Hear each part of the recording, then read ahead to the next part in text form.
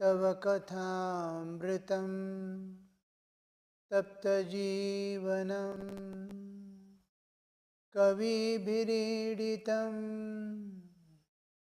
कल्मषापहं श्रवणमङ्गलं श्रीमदाततं भुवि गृह्णन्ति ये भूरिदा जना भुवि गृह्णन्ति ये भूरिदा जना.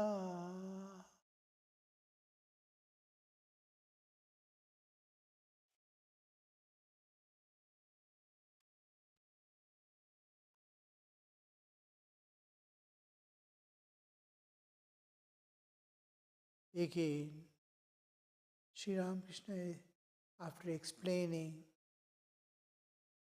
the devotee of a God, what all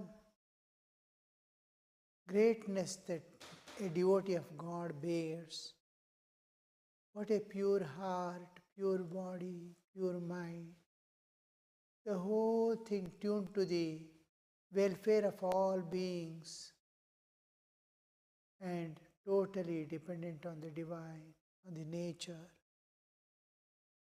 and ever eager to serve others. Where, in what way can I serve this world? Can I serve God? Can I serve these people? That is what they seek, and we call them Vaishnavas. After explaining that personality, he is coming to a new facet, the other facet of the world. There are two aspects of this world. One is moving towards the process of involution. Other is moving towards the process of evolution. Certain jivas are moving towards perfection, towards release, towards going back to the source. Some are moving towards entanglement into the samsara. They are in the process of involution and evolution. Seed becoming tree is evolution. Tree becoming seed is involution. So the process continuously goes on and on. So there are two sets of people. One the dharmika and other is adharmika. Those who are righteous, going in the path of evolution, and other is unrighteous and moving towards the involution. So Thakur is, Sri Ramakrishna is giving, in Bhagavad Gita also we see the Shraddhatraya Vibhaga and Sampat, the Daivi Sampat and Asuri Sampat, differentiating. How the Daivi Sampat, people endowed with the Daivi Sampat, the divine qualities, and Asuri, the demonical qualities, he differentiates. Same way Sri Ramakrishna is upholding the righteous path and feels great happiness in the regarding those when he explains, feels rejected, dejected, feels sorry for those who are moving in the other direction. Here the showing that such a thing should not be done, such a thing should not happen, is to warn the people and to bring them back into the fold of the evolving souls. To Balram, a certain person came here the other day. I understand he is slave of that black hag of a wife. a little harsh word Thakur is using, because always this one thing here, it is not regarding the wife or the slavery. It is slavery to the bodily enjoyments, the physical, to the lowest animalhood. He is denying the animalhood, says no, it should not happen. Why is it that? Immediately is telling why. Why is it that people do not see God? By seeing God, all problems, it is the end of all problems.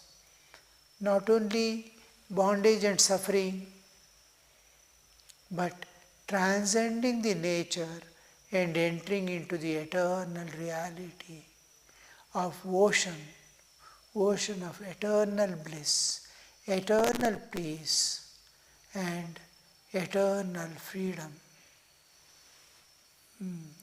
To enter into that immortality state of existence, Amritatva. By realizing God, what do we get? We get back our lost identity.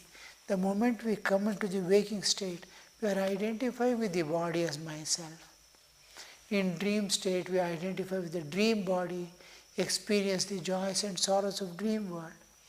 In deep sleep, I do not know whether I exist or not. I am passing through these three levels of consciousness: waking, dreaming, and deep sleep. What transcends? What happens? All the three, I am identifying with something of the nature and living, and I don't know who am I, where from I came, where am I going to. I have lost my identity by identifying with these natures and passing through these three states. Who am I in this body? What is my actual? Because of the identification with the body, I am in the karmic cycle of experiences, sukha and dukkha. But there is a, beyond sukha dukkha, there is a ananda sthiti, where he is neither touched by the sukha of the world nor of the dukkha of the world. He is in eternal bliss, ananda. So Sri Ramakrishna wants that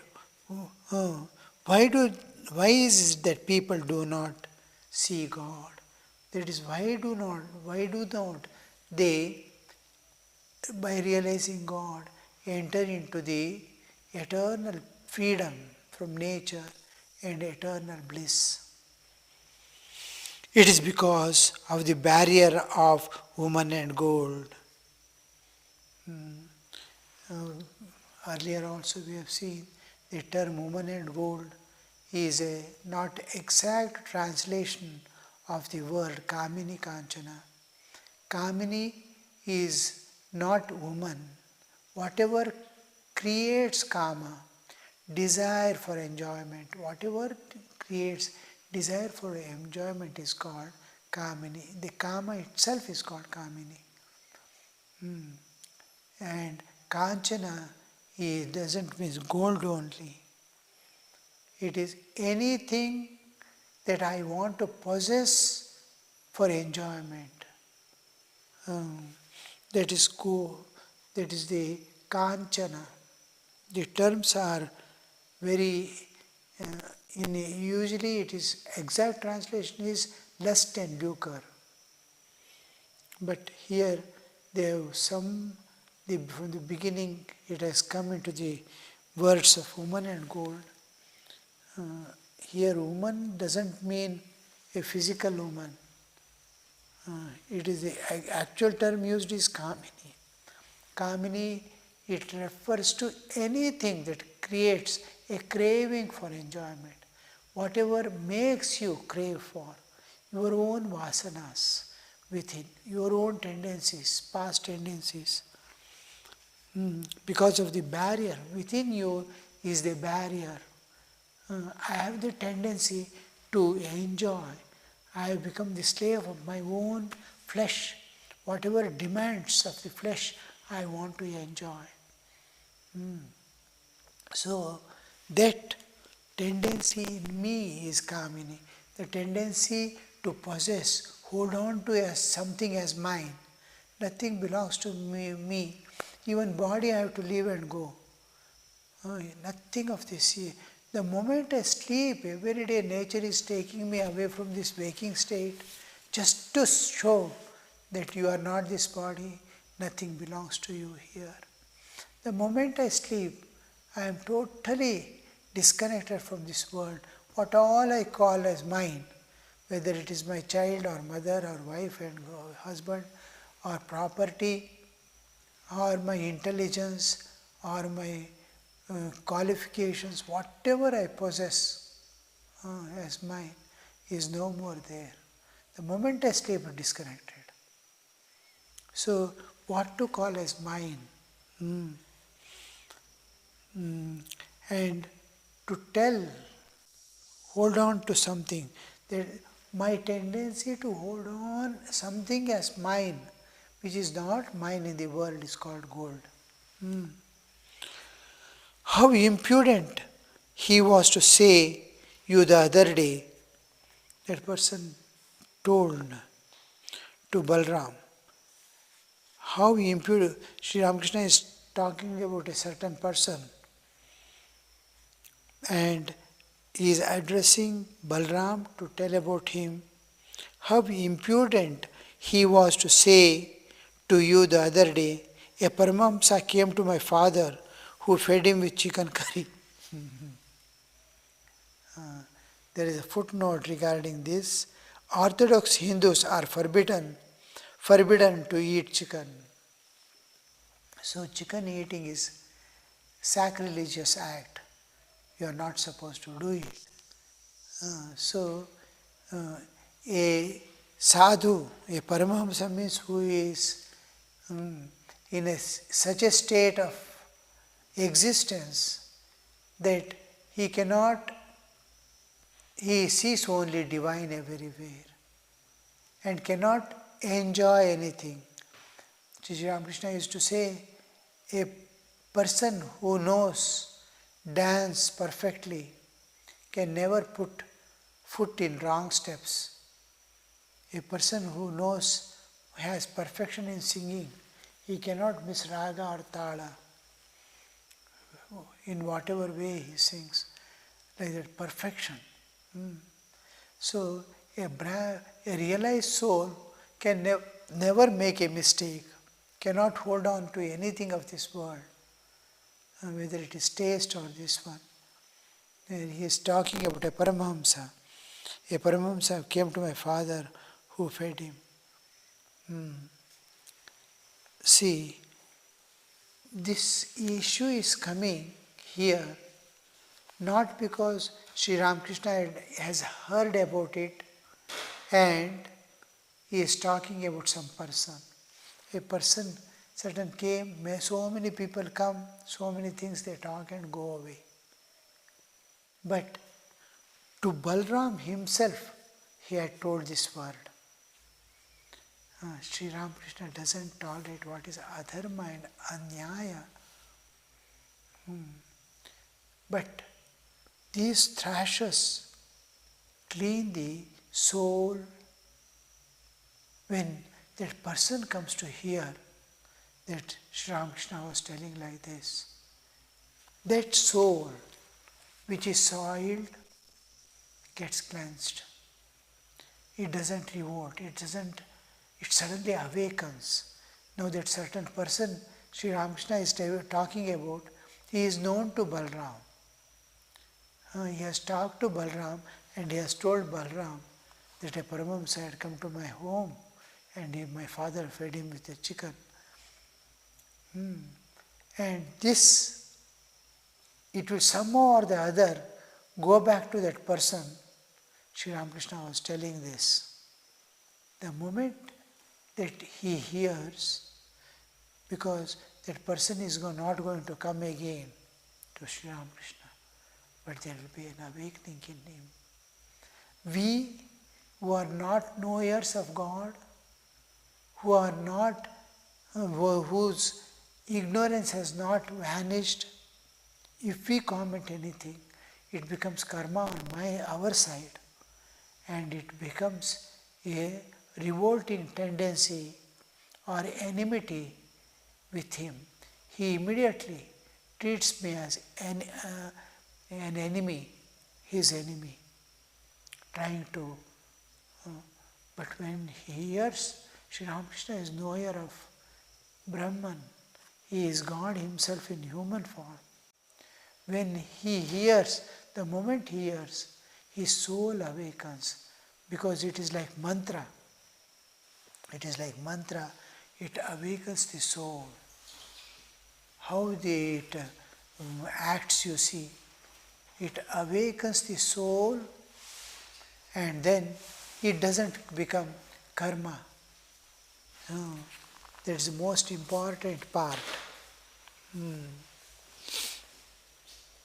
So, this is not what we see in the normal course of we doing a thing and God doing a thing.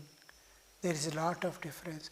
When Krishna does something, he is not bound by the karma. When a realized soul does anything, or a saint does anything, good or bad, he is beyond the karmic cycle. We are all in the karmic cycle just because we have identified with the body in the waking state. Only in waking state we identify with this body as myself.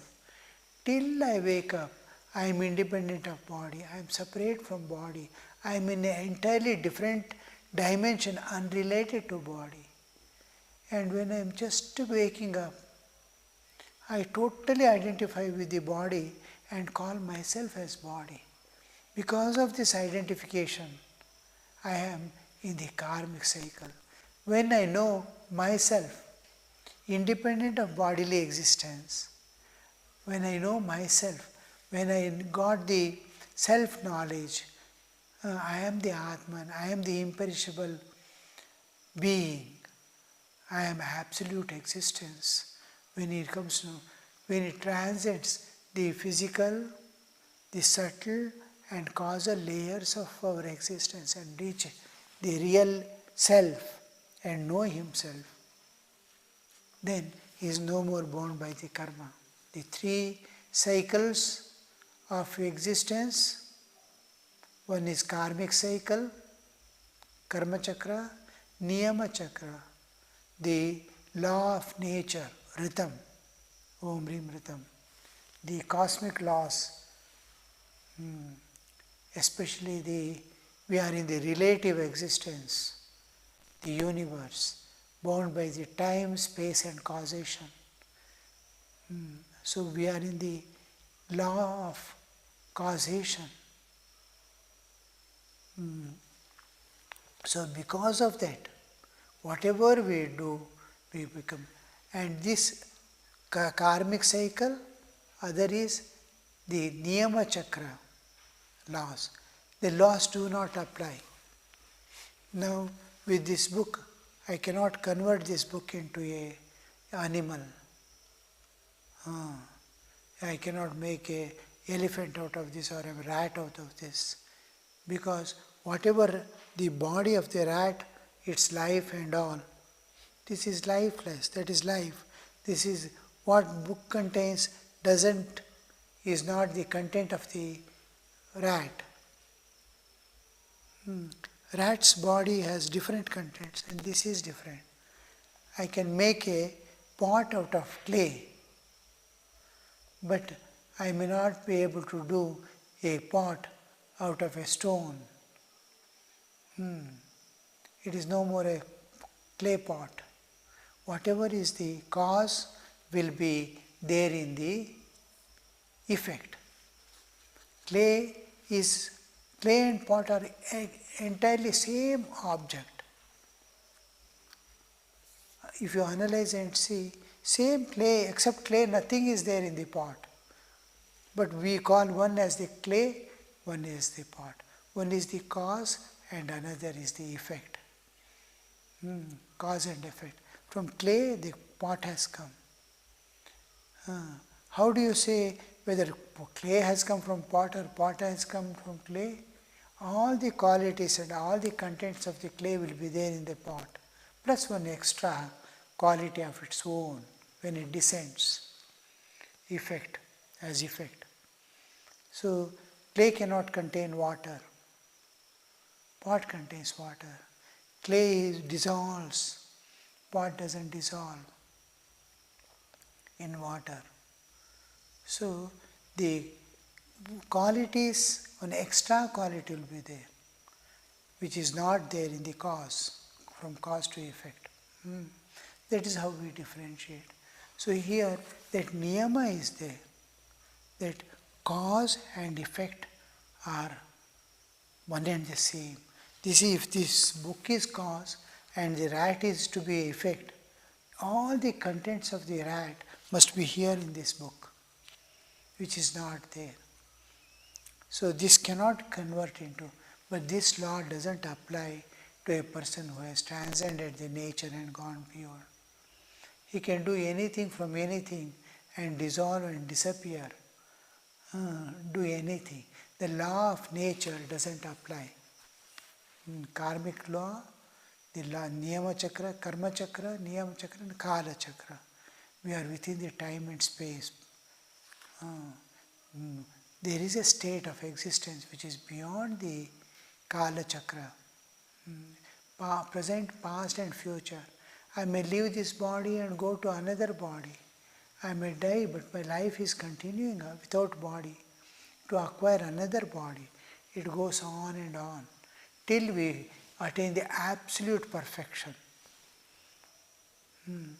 So from source we have come, we go back to the source.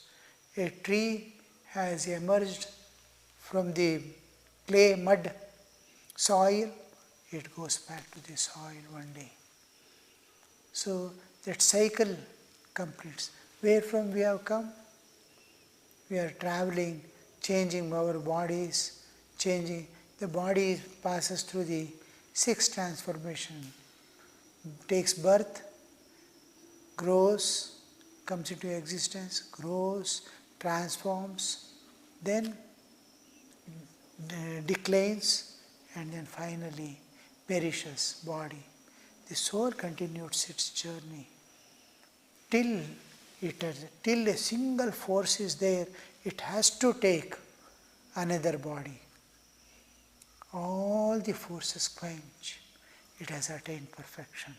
It can go back to the source of his own Ananda Swarupa. So this cycle, the Karma Chakra, Niyama Chakra and Kala Chakra has to be transcended. For to be beyond the nature, then you are totally free from the nature. You attain absolute freedom. This state of freedom is called Mukti. The law of nature cannot bind you. Anytime you want, you can take a body. Anytime you don't want, you can dissolve it off. You can take 100 bodies at a time because you are not governed by the law of nature. Sukha Dukkha is according to you. Nature cannot impose upon you. This state is called Mukti. Mukti is from what? I leave my job, I am free from my mukta from my office. I leave my home, I am mukta from the home. But am I released from my own tendencies, my own mind? Am I free from my mind? I am still a slave of my mind. I am a slave of my own samskaras, vasanas, tendencies, the past tendencies, driving me, running me, forcing me. I don't want to do certain things, but still I know it is not to be done. I know it's wrong. Still I am driven because inside those forces are there. They are called vasanas. So because of that, even if a single desire is there, the soul has to take one more birth to finish off that desire. Any force acting, till any force, if say any force is there anywhere, it cannot be calm. It has to work out the karma. So this cycle goes. Then what is that freedom you see from nature? Nature cannot give you anything. You can select now. That kind of freedom, absolute freedom. You are freed from the nature, all the layers you are covered. Bodily existence, mind, senses, you are free from all this. You continue to live in this body like you are sitting in a car. You are totally free. Just like when you are asleep, how separate you are from the body, from this world. Same separation. You will be there. Being in the body, in the waking state, you will be witness of all the three states, and you will be seeing divine everywhere. Just like in dream, we see a dream, I am experiencing varieties of things in dream. Nothing is there. When you wake up, you see nothing is there. As long as you are in dream, dream is real. When you wake up, nothing is there. How one mind has become many and presenting to you, and you are experiencing multitude. Waking. One mind has become many and playing, and you are participating in it. Just like that, in this world, we are seeing is the divine. Because of my identification with the body, I can't see the divine. I see varieties. I have raga, dvesha, attachments and aversions. So I am free from all that. No pain can inflict me, suppress me. I will be in eternal bliss, independent of body. I'll continue. In my present state of mind, I can eat a little fish soup if it has been offered to the Divine Mother beforehand. I can't eat any meat, even if it is offered to the Divine Mother. But I taste it with the end of my finger, lest she should be angry. Now you see,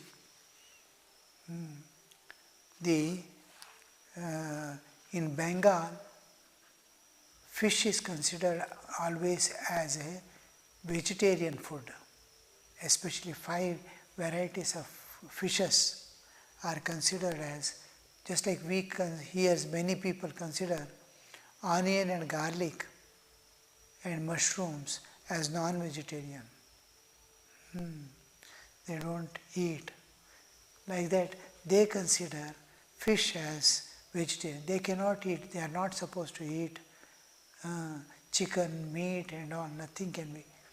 But even if it is offered to God, he is not able to. In Bengal, from the childhood, fish is made to eat. Annaprashana, first food eating begins with fish. One of the items must be fish. In marriage, they bring a big fish and they will put kumkum in the mouth, and that is one of the important ceremonies they have everywhere. It is main, it is just like rice for us. So it is given lot of importance and is directly offered to the Divine Mother. All aspects of, except Vaishnavas do not eat, but all other sects they eat fish being offered, just like we offer rice and all to God, fruits and all, they offer fish also. Ganga Phal. So that we see here Sri Ramakrishna is telling, once upon a time, if it is offered to Mother, he is to take it as a prasad without differentiating. Now he sees the life is there, life has been given, sacrificed. Formerly he used to go and pluck bilwa leaves from the tree, pluck flowers. Now he is not able to remove the leaf. He sees the pain when he removes the, he can't. As we evolve, we start seeing the divine everywhere. In the beginning, we grow with the trend in which place in which we are born. One brahmachari was there, and I saw him. I was sitting for food. He was also sitting by the side. A fish was there in his plate, and it was head piece, and it was looking at me as if. Then I asked him, "Oh, how do you eat this? Such a cute one. It is as if it is weeping." He said, "What are you telling? From my birth I have never seen a life in it. I have seen only a food. The day I see life in it, I can't eat." From my childhood, before I can understand what it is, I have been. It is like a tiger when it jumps on a prey and starts eating. It is no enmity. It is its food. When I was in forest, I saw tigers. They'll be sitting, all deers and all will be grazing by the side. They don't bother. The moment tiger stands, immediately they become alert. Why it has stood? It goes and drinks water and comes back and sits. Immediately they start grazing. In certain times when it is hungry, the style in which it wakes up, stands up, is entirely different. The moment it sees the people, all deers will run away. It will chase one of the small young ones and catch. The moment it screams, all will stop running. And all start coming back and start grazing again. It has killed not because he hates it or dislikes it. There is no likes and dislikes. It is its food. For others it is seeing life. A tiger is, and then it will not eat till mother is there. It will not allow anybody to come near, but it allows the mother to come. Mother tries to wake it up. Goes back, weeps, comes back. You can see tears and weeping. Mother. It will not eat. It will just watching and sitting. In the night, slowly, it understands it is dead. It slowly goes away at night. After that, it will go and lick. Next day it eats. As long as mother is there, it will not eat. It understands. They live in harmony. But it is its food. Like that, some humans, it is not a sinful act if from the ages people have been eating fish. If they continue to eat fish or non-vegetarian, it won't become a sinful act. But if I newly start, it becomes a sinful act, not only for me, for introducing in my family, it becomes a Om Shanti Shanti Shanti Harihi Om Tat Sat Shri Ramakrishna Arpanamastu.